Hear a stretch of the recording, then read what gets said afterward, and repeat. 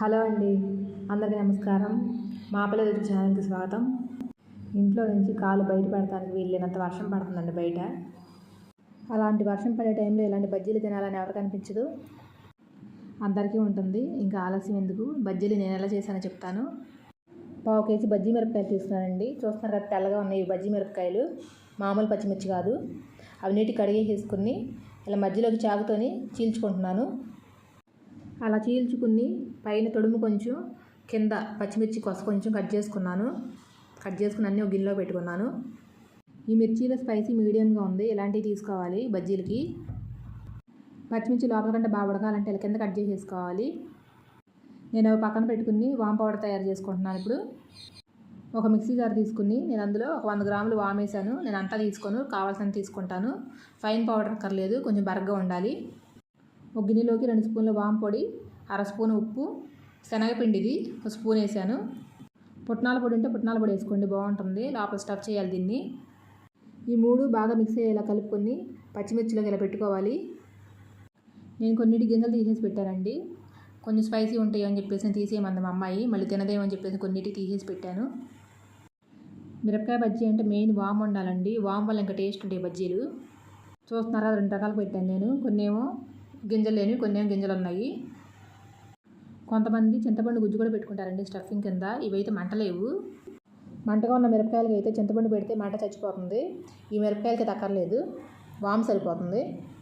నేను ఒక పక్కన డీప్ ఫ్రైకి ఆయిల్ కూడా పెట్టేసేసుకున్నాను. ఆయిల్ పెట్టుకుని పిండి కలుపుకుంటున్నాను. ఇప్పుడు నేను 1/4 కిలో శనగపిండి వరకు తీసుకున్నానండి. ముందు గడ్డలేం లేకుండా కలుపుకోవాలి పిండి. శనగపిండిలో కొంచెం బియ్యం పిండి కూడా వేసుకుంటారండి. 2 స్పూన్లు కావాలంటే మీరు వేసుకొని, నేను వేయట్లేదు. బియ్యం పిండి వల్ల కొంచెం క్రిస్పీగా ఉంటాయి, అంతే, టేస్ట్ ఏం మారదండి. శనగపిండిలో కారం, పసుపు, తినే సోడా, ఉప్పు వేసుకోవాలి. ఉప్పు కూడా చూసుకుని సరిపోతుంది, సరిపోయింది లేనిది. శనగపిండికి ఉప్పు కూడా ఎక్కువ పట్టదండి.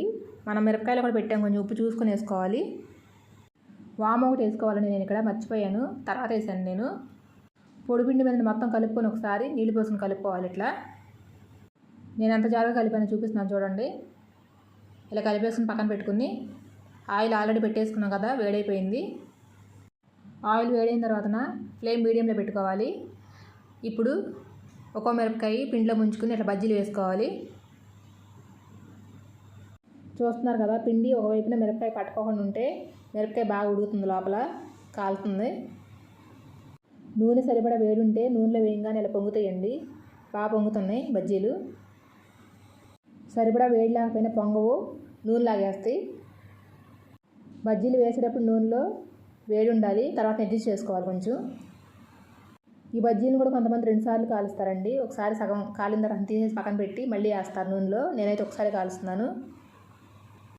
మిరపకాయ బాగా కాలని తెలుస్తుంది మనకి, పైన కలర్ కూడా తెలుస్తుంది, దాన్ని బట్టి చూసుకొని తీసుకోవాలి. చక్కగా అన్ని వైపులా కాల్చుకుని తీసేసుకోవాలి. ఇప్పుడు కాలిపోయినాయి, నేను ఫస్ట్ వేసుకున్నాయి, తీసేసుకుంటున్నాను ప్లేట్లోకి. ఇలా నేను వేస్తూ ఉన్నాను, ఒక పక్కన మా వాళ్ళు తినేస్తూ ఉన్నారు. ఒకసారిగా వేసాను, ఇంకా మిగిలినవి ఉన్నాయి కదా, అవి కూడా వేసేసుకుంటున్నాను. ఈ బజ్జీలు వేయమని ఫోర్స్ చేసింది మా వారండి. ఎందుకన్నారో చెప్తాను నేను, బజ్జీల కోసం కాదు.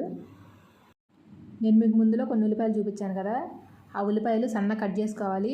సన్న కట్ చేసుకుని ఈ పచ్చిమిర్చి బజ్జీలను కట్ చేసుకుని అందులో పెట్టుకోవాలి. ఉల్లిపాయలు, కొత్తిమీర, నిమ్మకాయ పిండుకుని పెట్టుకొని తినాలి, చాలా బాగుంటాయి. మీకు ఇష్టమైతే కొంచెం లైట్ కారం వేసుకోండి, నేను కొంచెం లైట్గా వేసాను. కొన్ని ఉల్లిపాయ ముక్కలు ఈ బజ్జీలోకి, ఇంకొన్ని ఏమో పకోడీలోకి అండి, ఉల్లిపాయ పకోడీకి.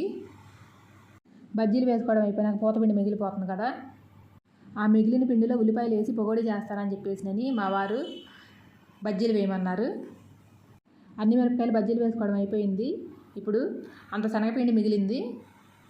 ఆ శనగపిండిలో కొంచెం ఉప్పు, కరివేపాకు, పచ్చిమిర్చి, జీలకర్ర, ఉల్లిపాయ వేసి బాగా కలుపుకోవాలి. వీటి కోసం అన్నమాట మా వారు బజ్జీలు ఏమంది. మా వారికి ఇష్టం ఉల్లిపాయ పకోడీ. బజ్జీలు కూడా తింటారు, కానీ బజ్జీల కన్నా ఉల్లిపాయ పకోడీ ఇష్టం. మిరపకాయ బజ్జీలు ఇష్టంగా తినేది మా ఇంట్లో నేనేనండి. నేనైతే స్పైసీగానే తినేస్తాను బజ్జీలు, అంత ఇష్టం నాకు. ఇప్పుడు పిండి కలుపుకోవడం అయిపోయింది, పకోడీ కూడా వేసేసుకుంటున్నాను.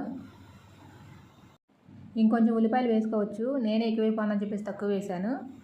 అయినా బాగున్నాయి, ఇట్లా కూడా ఎక్కువ వేసుకుంటే కొంచెం క్రంచీగా వస్తాయి. వేసిన వెంటనే కదిలించకూడదు, కొంచెంసేపు ఆగేసి కదిలించుకోవాలి. రెండో వైపు కూడా తిప్పుకొని కాల్చి తీసుకోవాలి.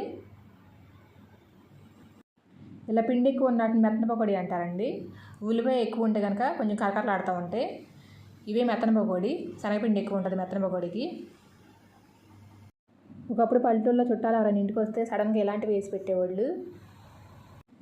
అప్పటికప్పుడు కొట్టు దగ్గరికి వెళ్ళి ఒక 1/2 కేజీ కానీ 1/2 కిలో కానీ శనగపిండి తెప్పించి ఇలా పకోడీ వేసి పెట్టేవాళ్ళు చుట్టాలకి. టిఫిన్ కింద పకోడీలు పెట్టి టీ తాగమని టీ పెట్టేవాళ్ళు అండి. ఇప్పుడైతే టీలు పెట్టట్లేదు, డ్రింకులు తీసుకొచ్చేస్తున్నారు ఊళ్ళల్లో కూడా.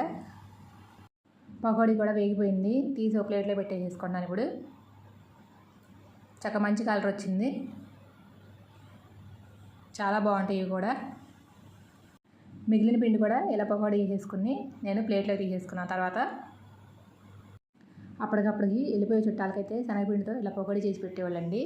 ఉండే చుట్టాలకైతే పప్పులు నానబెట్టి గారెలు వండి పెట్టేవాళ్ళు. నాకు తెలిసి మా అమ్మ చేసేది ఈ పకోడీ. ఎవరైనా చుట్టాలు వచ్చినప్పుడు కూర్చోబెట్టి వాళ్ళని మాట్లాడుతూనే నిమిషాల మీద చేసేసేది. ఫాస్ట్గా చేస్తుంది మా అమ్మ పనులు. ఈ పకోడీలు కూడా బాగా వేసేది.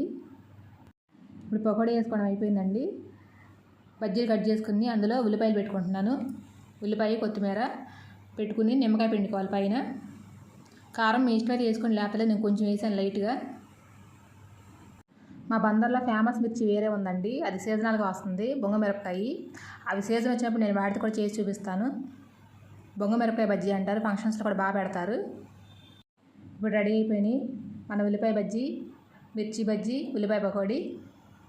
కొంచెం నిమ్మకాయ పిండుతున్నాను లైట్గా. బజ్జీలు టేస్ట్ అదిరిపోయినాయండి. శనగపిండి బాగుండాలి దీనికి మెయిన్. శనగపిండి బాగుంటే కనుక టేస్ట్ కూడా బాగుంటుంది. ఇంకా శనగపిండి బాగోకపోతే మనం ఎంత బాగా చేసినా టేస్ట్లో మార్పు వచ్చేస్తుంది. నేను వేడివేడిగా ఉల్లిపాయ బజ్జీ, మిరపకాయ బజ్జీ రెండు టేస్ట్ చేసి చెప్తున్నానండి, చాలా బాగున్నాయి. వీడియో నచ్చితే లైక్ చేయండి, షేర్ చేయండి, మా పల్లె రుచులు ఛానల్ని సబ్స్క్రైబ్ చేయండి.